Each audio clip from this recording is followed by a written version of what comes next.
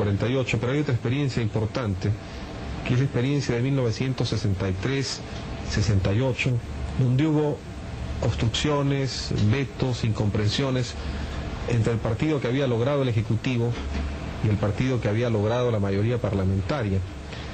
¿Usted no cree que en el futuro, a partir de 1980, esta situación no debería volver a repetirse? Sí, habría que procurar que no se repita, pero habría que procurar muchísimo que nuestros políticos se educaran mejor para la vida cívica y para las relaciones entre las organizaciones colectivas y las organizaciones gubernamentales. ¿Cuáles serían las reglas de juego que usted propondría para esos entendimientos políticos? Bueno, las reglas de juego son muy difíciles de dictar así, como las reglas del ajedrez, pero hay que dejar una buena parte a la imaginación. Yo creo mucho en la imaginación. En 1968 estuve en París cuando se produjeron los sucesos que todos conocemos, los sucesos estudiantiles, etc. Y yo me acuerdo que una de aquellas noches en que yo iba diariamente al barrio latino para ver cómo marchaba el proceso, que tenía mucha similitud con nuestro movimiento de la reforma universitaria de 1918, como fue dicho en algunos diarios y comentado por gente que había vivido los dos sucesos. Yo leí una vez, escrito en un muro y con letras toscas de propaganda mural, algo que no olvidé: l'imaginación au pouvoir, la imaginación al poder. Aquí lo que falta es imaginación, y hay una torcida fantasía que es lo que obstaculiza todos los caminos de la buena política. Yo quisiera volver a la pregunta que le había hecho sobre la experiencia del 63 a 68.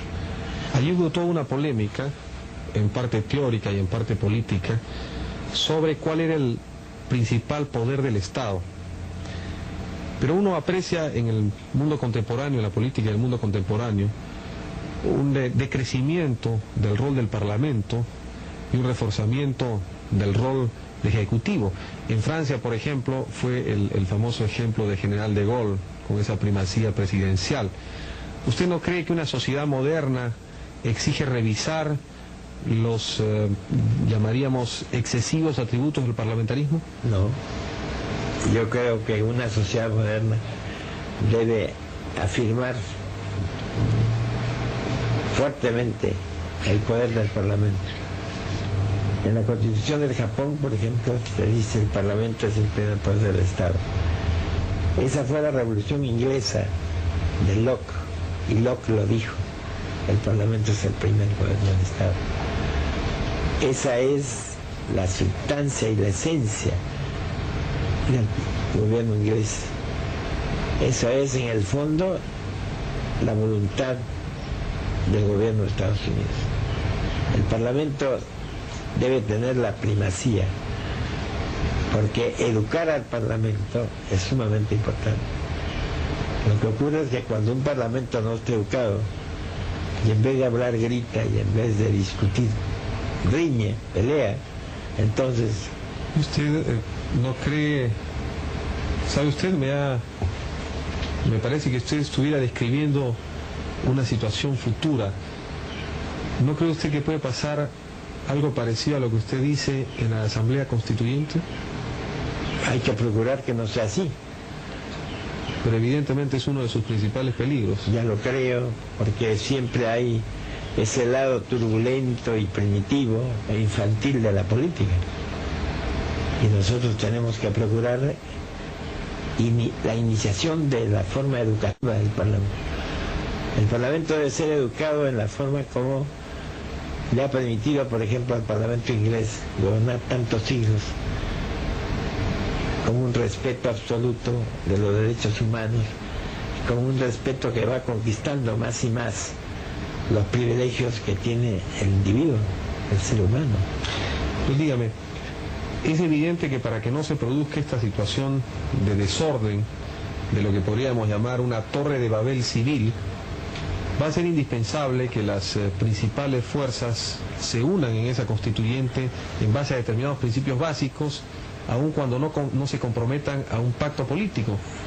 No, yo no creo en las uniones previas, creo en las uniones que son consecuencia de la buena educación política. Aquí lo que tenemos como defecto es que somos políticos mal educados, que no sabemos entender, que no sabemos comprender y que no sabemos discutir. Todo eso hay que enmendarlo en la forma más sagaz, más inteligente, con el buen ejemplo de los que tengan mayor capacidad de entendimiento y mayor capacidad de comprensión. Eso creo yo que corresponde en gran parte a los espíritus que tienen la posibilidad de ser los guiones del modo de ser cívico que vayan adquiriendo. Usted me ha citado la frase famosa del Mayo parisino, l'imaginación au pouvoir, pero yo creo que Winston Churchill decía que junto con la imaginación los políticos deberían tener previsión, que era otra manera de la imaginación. ¿Qué fórmulas prevé usted? No, es que no se puede, ya es que eso es caer en la adivinación. Es una ciencia de los babilónicos llevada a sus más altas expresiones de conjetura, de vaticinio, pero no es una ciencia política. Pero a mí me han dicho que a usted tiene una cierta predilección por ese tipo de ciencias babilónicas. Bueno, simplemente como experiencia.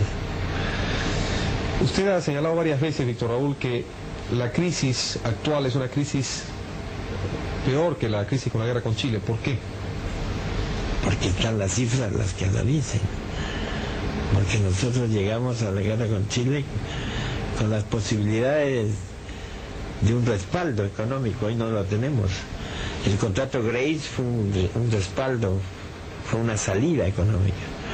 Teníamos el ferrocarril central, teníamos el Guano, teníamos los ferrocarriles que hizo Balta, hizo Pierre. El contrato Dreyfus sirvió para eso, pero ahora no tenemos nada. Tenemos el oleoducto, pero no se ha hecho nada previsor. No hemos hecho, por ejemplo, el gasoducto que en este momento nos habría salvado como una fuente de energía de primer orden para minorar y para atenuar la violencia de la crisis económica. No hemos irrigado el país, no le hemos encontrado los caminos de una viabilización realmente constructiva. Todas estas medidas previsoras no se han tomado. Estamos peor que cuando la guerra con Chile. Pierre, Balta y los hombres de esa época, los progresistas, los realmente creadores, tuvieron un sentido de previsión. Por lo menos esa es la influencia de Mays, esa es la influencia de los hombres que se abrieron el camino para sentar las bases de una construcción material, de una infraestructura material. Hoy no la tenemos. Se han creado ensayos de aventura más espectaculares que estructurales. A propósito del problema con Chile, es un problema que hay que ventilar públicamente.